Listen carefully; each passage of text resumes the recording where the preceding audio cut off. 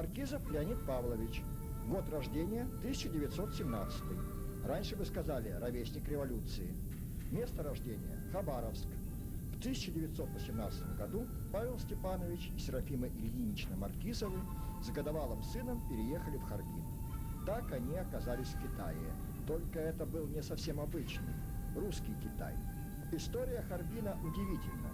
Связана она со строительством Китайской Восточной железной дороги, КВЖД.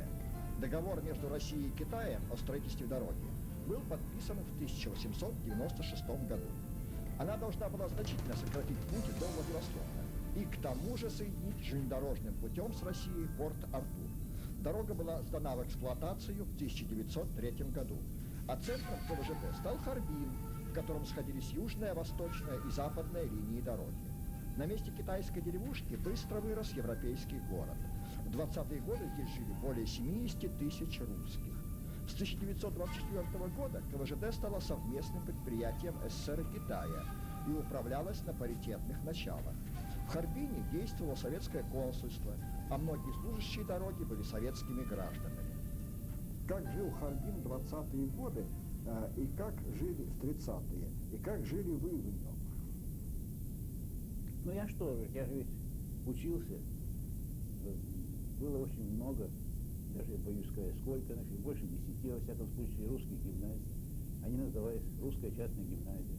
Программа, значит, какая была, ну, смешанная программа у нас была.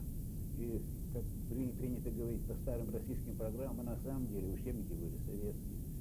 Ведь на КВЖД же были советско-китайское управление, значит, и советские граждане были, половина китайские граждане. А китайский нужно было знать, вот, русскому жителю Харбина? А мы не обязательно было, но мы знали, потому что у нас очень большая программа была, мы сдавали выпускной экзамен по-китайски, мы должны были иероглифы писать, и разговаривать, латынь, китайский, английский, это обязательные были.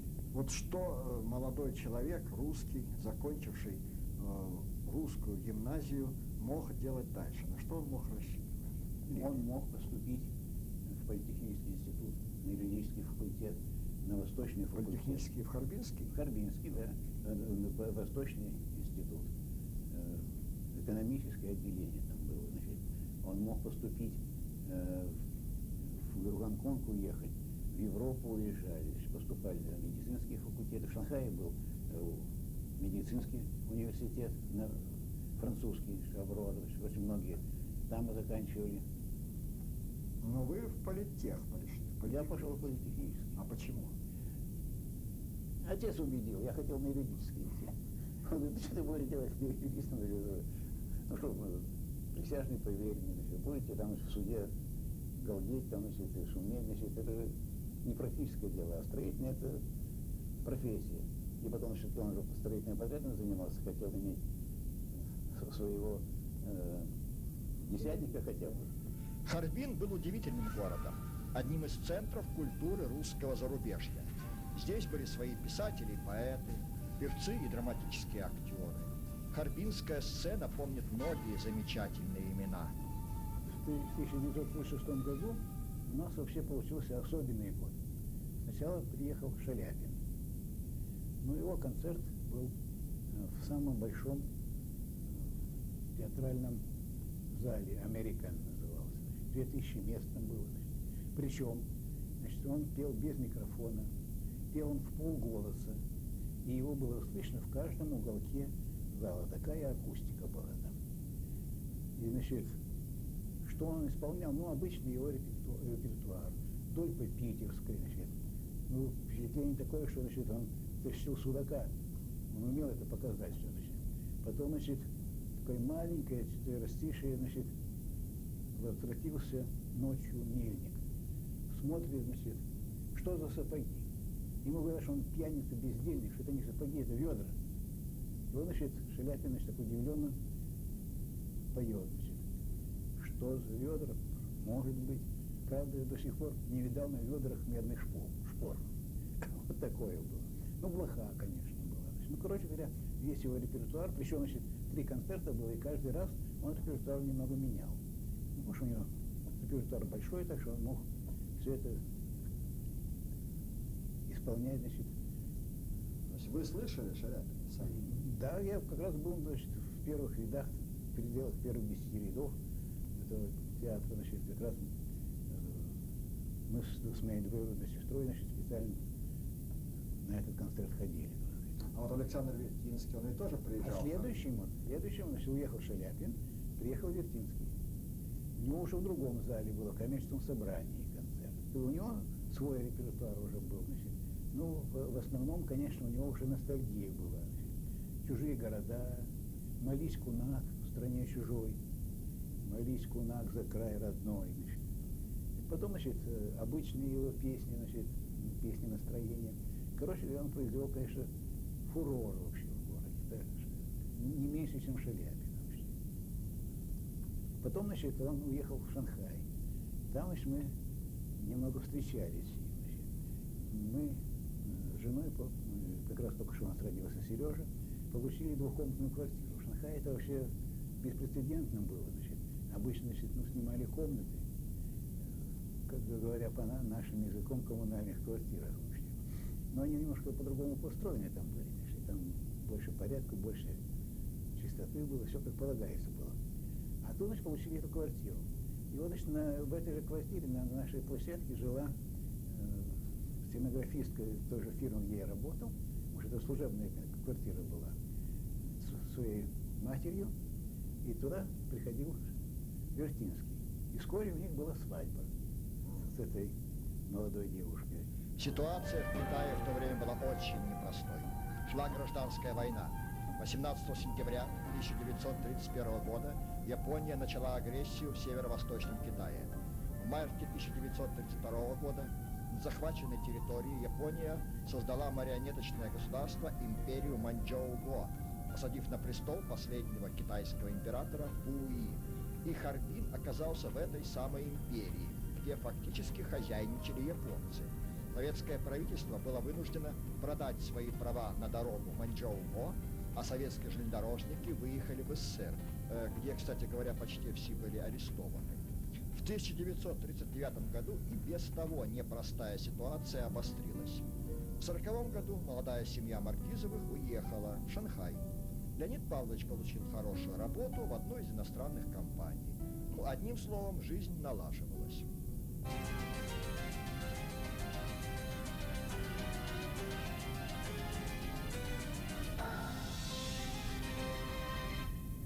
В конце 30-х годов мир неотвратимо шел к новой войне. Это понимали многие.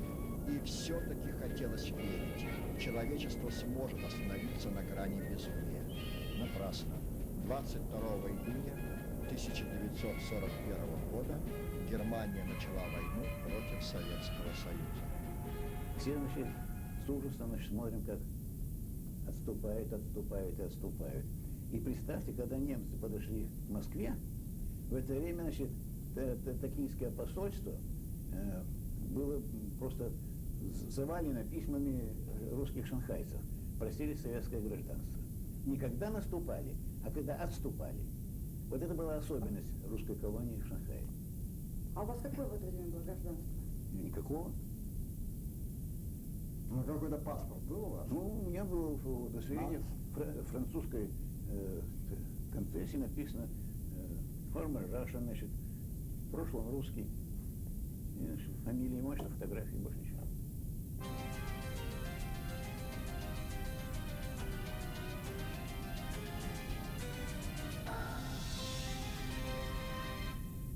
В декабре 1941 года Япония начала военные действия против США.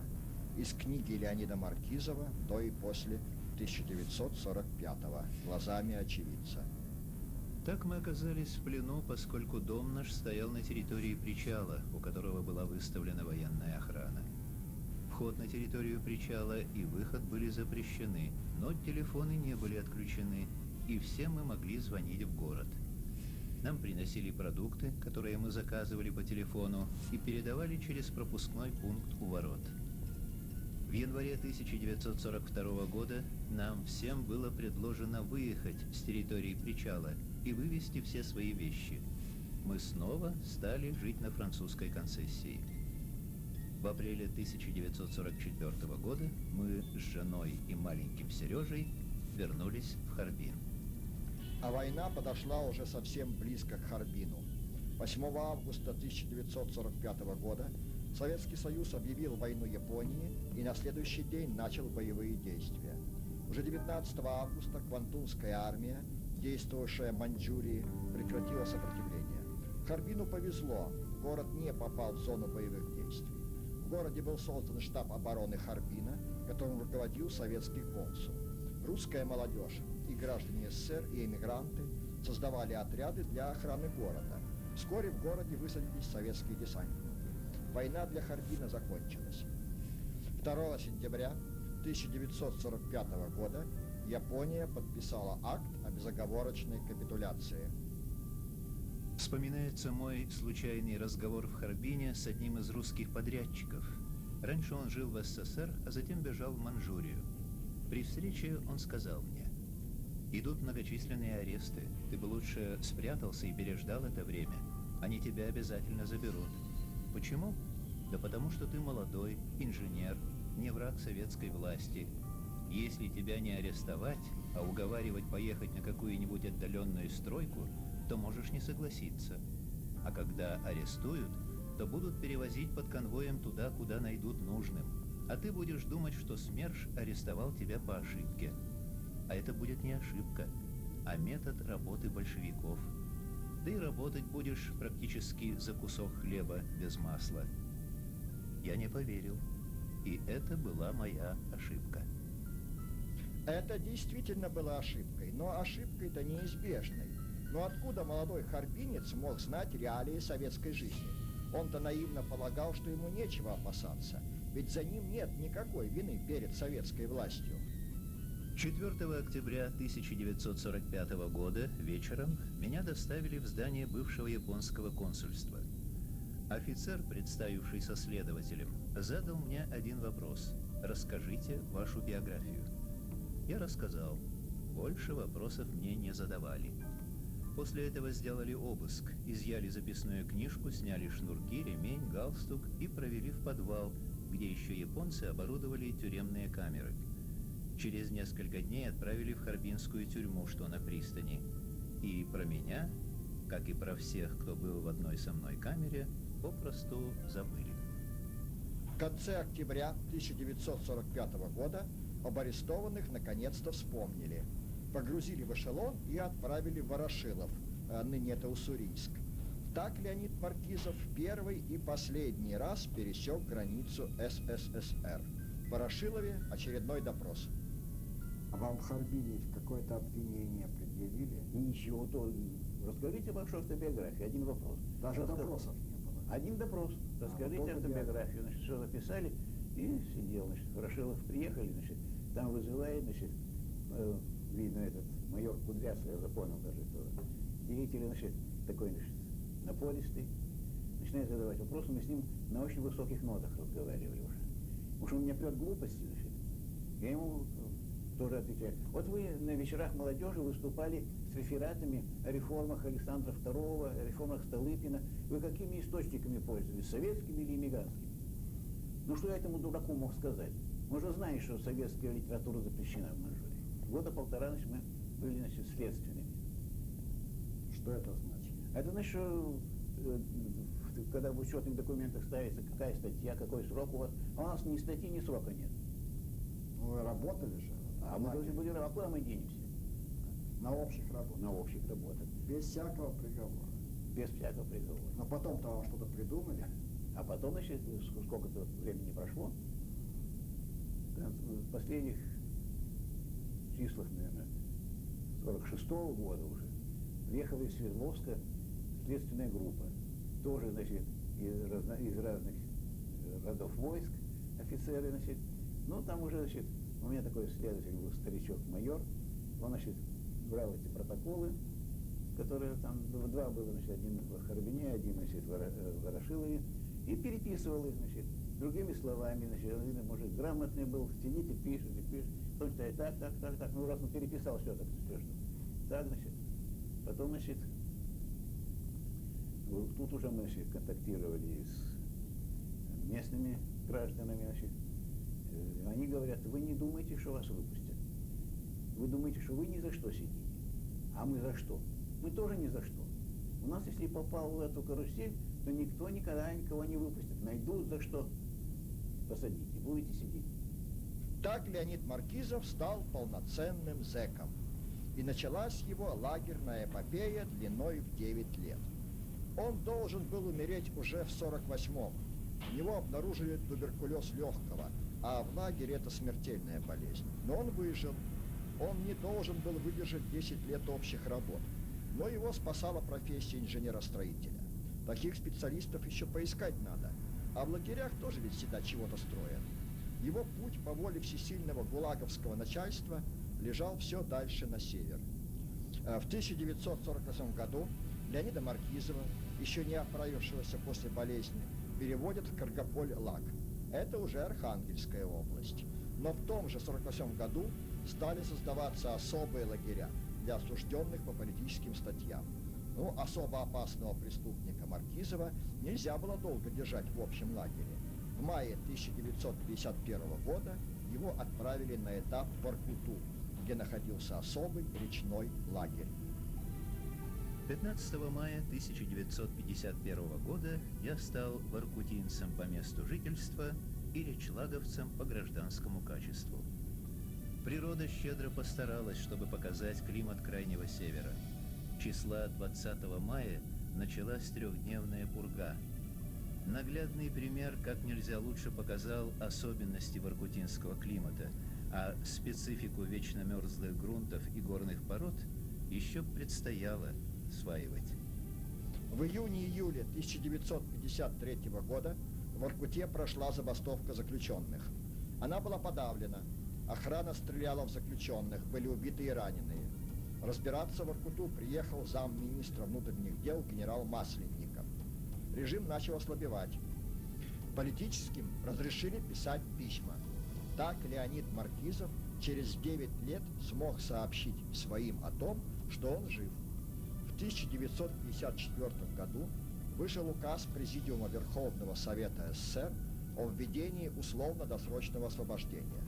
По этому указу в октябре 1954 года Леонид Маркизов был освобожден досрочно, проведя в лагерях неизвестно за что более 9 лет. Я иду к начальнику лагеря после этого. Говорю, вот так и так я получил открытки Красного Креста, что жена должна в августе ехать, а это уже октябрь. Значит, она где-то на целине должна быть. А что мы можем сделать? Я говорю, вы ничего не можете сделать, но я хочу дать телеграмму в Харбин. Давайте. Я говорю, так у меня же не примут ее. Надо, чтобы кто-то из офицеров дал. Дадим. Значит, я говорю, вот у меня, я думаю, рублей 200 должно хватить, потому что, значит, рублей, что будет телеграмма стоить, рублей, что нужно дать им обратный ответ, черт их знает, какие у них там порядки вообще. Рисковать так рисковать уже, на полную. А кто едет? Оказался начальник оперотдела едет. Ну ты дай телеграмму. Потом мне вечером рассказывают, что он пришел, почтовое отделение, дает телеграмму. Девчонки говорят, это нельзя, это же за границей. Почему нельзя? Можно. А вы что, давали? Давал. Соврал он, да? Ну, конечно, он знал, что значит, я рискую. Но другого выхода у меня нет. Она куда-то ушла, значит, возвращается и говорит, ну хорошо, можно передать, только вы перепишите текст, русский текст латинскими буквами. Он сидел, переписывал. Все переписывал. Освободили Маркизова не сразу. Иностранцев, а он же не имел советского гражданства, отправляли в Потьму, в мордовские лагеря, и только там освобождали. А Леонид Маркизов уже знал, что его семья выехала на Целину, в Оренбургскую область. И он отправился через полстраны в далекий степной совхоз, к жене и детям. Нина вас сразу узнала? Ну, господи, узнали. Конечно, узнали сразу.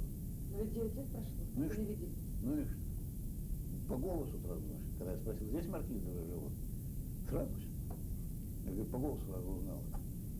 Все эти 9 лет ваша жена с 2 детьми ждала вас, надеялась на встречу? Или она уже вас в душе, может быть, даже уже несколько раз похоронила? Видите, конечно, и отец, и она допускали похороны. Потому что мы читали литературу, которую выпускали до войны в Европе и у нас, что большая смертность в лагерях была. Так что вполне возможно мог и умереть. А может и нет. Поэтому, значит, было неясно совершенно. Леонид Павлович и Инна Яковлевна Маркизовы прожили долгую и счастливую семейную жизнь. В 1989 году они отметили золотую свадьбу, а 22 ноября 1993 года Нины Яковлевны не стало. Леонид Павлович может с точностью сказать, сколько они прожили вместе. 54 года и 3 дня. А тогда, после 9-летней разлуки, семья Маркизовых вернулась в Воркуту. Точнее, вернулся Леонид Павлович, а Нина Яковлевна с детьми впервые в жизни оказалась за Полярье. Леонида Павловича отправили в Халмер-Ю, где строились новые шахты. Это уже был край земли, тундра, а дальше только Северный Ледовитый океан. Как вы морозы выживали? Там же очень холодно в Халмер-Ю. Да ты так же, как в Воркуте. Да не нахуй. Ну вам, человеку, как бы привычному к другому климату, дальневосточному. За 9 лет я приспособился уже. А Нина? Ну, Нет. ничего. Ничего. Это не самое страшное в Нет, жизни мороз? да нет, конечно. А что самое страшное? Самое страшное это был советский строй.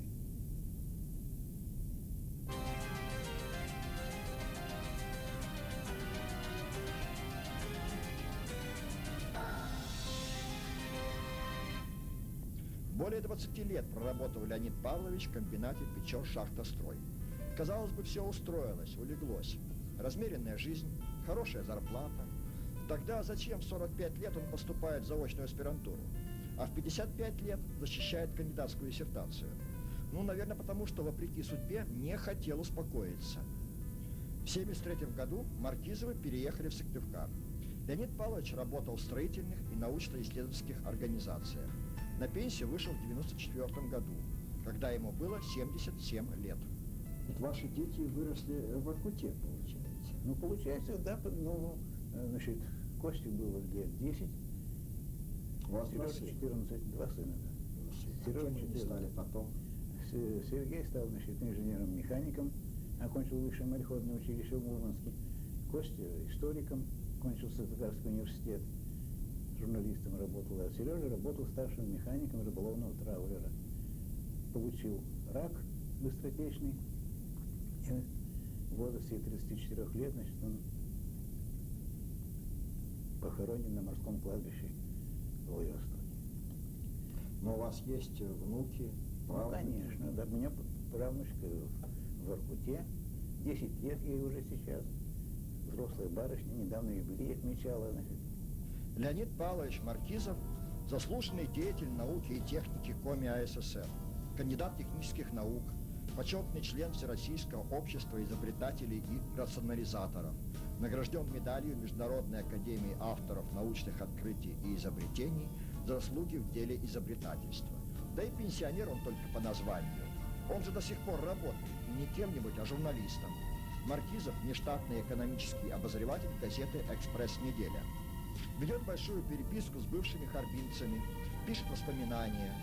Около 10 лет на общественных началах работает в Сыктывкарской общественной организации «Мемориал», а теперь еще и сотрудничает с фондом покаяния, готовящим комреспубликанский мартиролог жертв политических репрессий.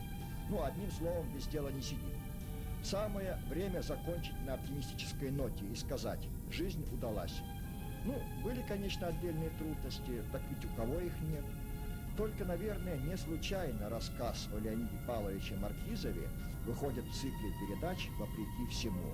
Как вы думаете? Мне нынче снова 20 лет.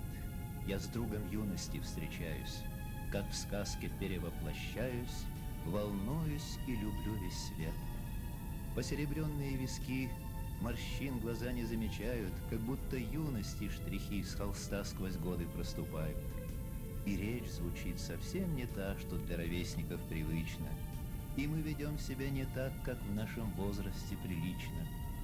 Но мы полны самих себя в нежданной этой ипостаси. Воспоминаний мир прекрасен, душой просеянной любя.